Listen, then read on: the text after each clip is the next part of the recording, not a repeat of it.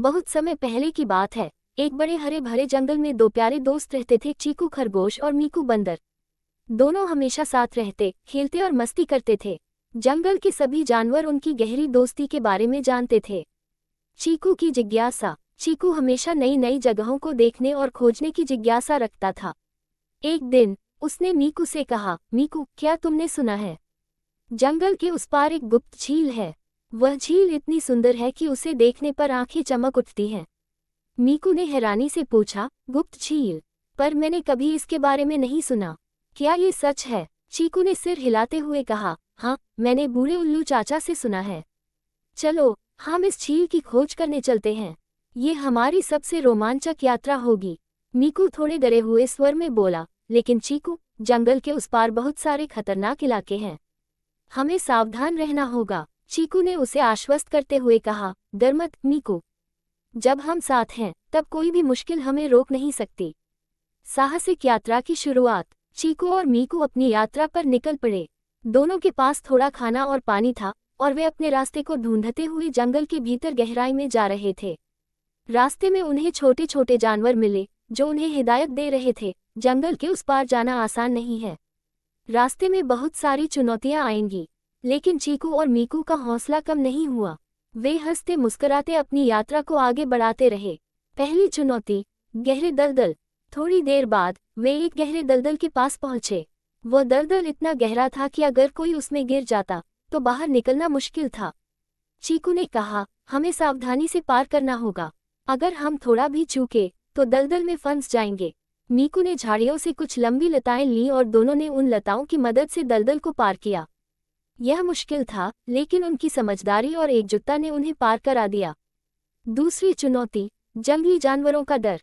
आगे बढ़ते हुए उन्हें शेर, भालू और जंगली भेड़ियों के पदचिह्न दिखाई दिए। मीकू डर गया और बोला, चीकू, अब हमें वापस चलना चाहिए। यह इलाका बहुत खतरनाक लग रहा है। लेकिन चीकू ने उसे धीरज बंधाते हुए कहा, डरने की कोई जरूरत नहीं है मीकू। हमें बस सावधान रहना होगा और चुपचाप चलते रहना होगा। उन्होंने जंगल के सबसे घने हिस्से से होकर जाने का फैसला किया ताकि कोई जंगली जानवर उन्हें देख न सके। उन्होंने तेजी से लेकिन बहुत सावधानी से रास्ता पार किया।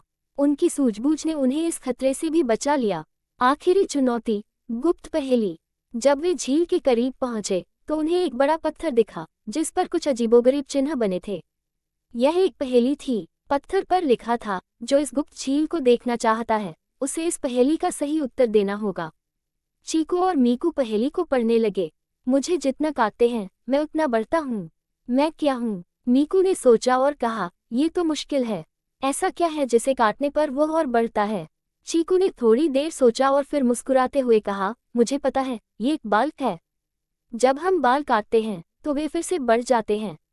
जैसे ही चीकू ने जवाब दिया, पत्थर धीरे धीरे हट गया और उनके सामने गुप्त झील का रास्ता खुल गया। गुप्त झील की सुंदरता। जब चीकू और मीकू झील तक पहुंचे तो वे उसकी सुंदरता देखकर दंग रह गए।